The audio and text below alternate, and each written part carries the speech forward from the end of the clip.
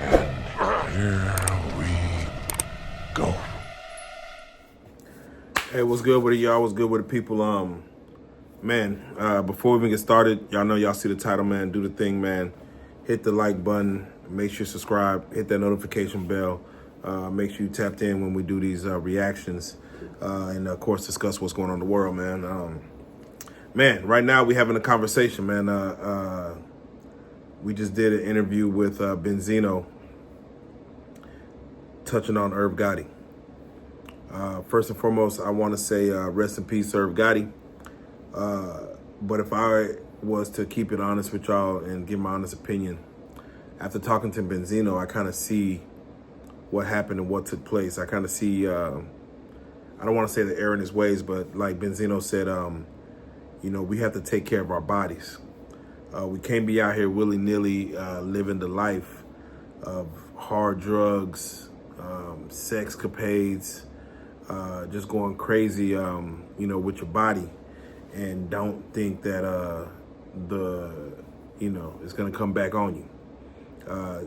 Benzino has had a long relationship with Irv from back in the DMX days. Of course, Benzino, he's the head of Source magazines, and actually, Irv Gotti, from what Benzino told us, Irv Gotti was the last person to grace the Source magazine. The last person to grace the Source magazine. So that made it, a little touching for him. With that being said, the interview with Irv Gotti is going to be on the Real Life Street Stars channel. We're going to put that out probably today if you're looking, but go look for Real Life Street Stars Benzino and you'll see that interview. But it was a very dope interview.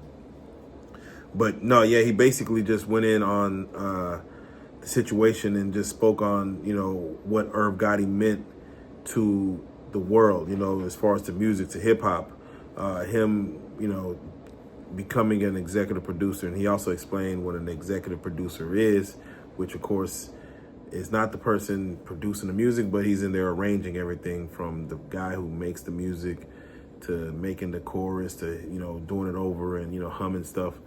But Irv Gotti executive produced It's Dark and Hell is Hot with DMX. He told a dope story about Irv Gotti trying to get Bobby Brown. I guess Benzino and Bobby Brown were like locked in to where Benzino was in Miami with his dad on a boat, and Whitney Houston and Bobby Brown were on jet skis, and they're riding around till the jet skis, I guess, ran out of power, so they pulled up to a stranger's house, and Bobby Brown hopped out and Whitney hopped out screaming like, I'm Whitney, I'm Whitney. They let him in, and the boat actually sunk. And Whitney Houston called in the next day, left, and Benzino got Irv Gotti to the Ja Rule video, which was the Thug Love. So it's a dope interview. He gave a lot of insight to the man. He also spoke on Ashanti, to where he said he believes that Irv Gotti is still technically in love with Ashanti. He feels like, based on a Drink Champs interview, he might have still had like a lot of love for that girl or the one that got away. But again, rest in peace to Irv Gotti, man. It is sad. It is what it is. 54 years old, that's too young. From what Benzino said, man, he used to do a lot of drugs, man, a lot of hard drugs, a lot of party drugs. He was a party animal. And it seems like that stuff catches up with you when you get older. Yes, you have a stroke, but it affects the heart. As far as your heart getting messed up is going to affect it. So it seems like his lifestyle caught up with him. He did mention, and he did talk about 50 Cent. He talked about 50 Cent just being a troll. And 50's kind of wild. I ain't gonna lie. 50's very wild. For him to say I'm smoking on Irv Gotti, now I'm just playing, man. Put the doves and, God got him. 50's wild. And we spoke on that as far as at what point do you stop beefing with your op? As far as if you got an op, y'all are beefing. Even if Irv and Ja Rule and Murder Inc. try to squash him and try to stomp him out, try to, unalive him. At what point do you stop beefing? If your op passes away, do you still beef? I want to hear from y'all. If your op passes away, do you still beef with him? Like, is it still up in the air? Is it still up in the stug? Does Does it go to his children? Does it go to his kids? Or can y'all just be like, all right, we cool, man. I mean, it is what it is. Hey, I won the war. You know what I'm saying? You might have won the battle. I won the war. Let me know y'all take on that. But he did speak on 50 Cent's trolling Irv Gotti after his passing. He spoke on just 50 Cent in general. 50 Cent is a wild boy, and his situation with Big Meech and Rick Ross, how that played out. So, very interesting interview. We also spoke on Coyle Ray and Trippie Redd cheating on Coyle Ray while she's pregnant.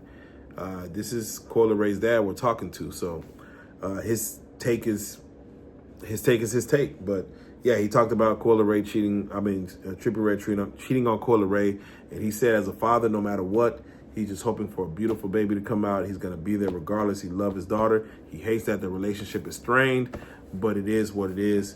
And we go from there. You know what I'm saying? Another thing we have to touch on was, of course, Dallas Luka Doncic trade. That was crazy. And AD, we spoke on LeBron and all that stuff. And then lastly, we just talked about Murder Inc.'s legacy.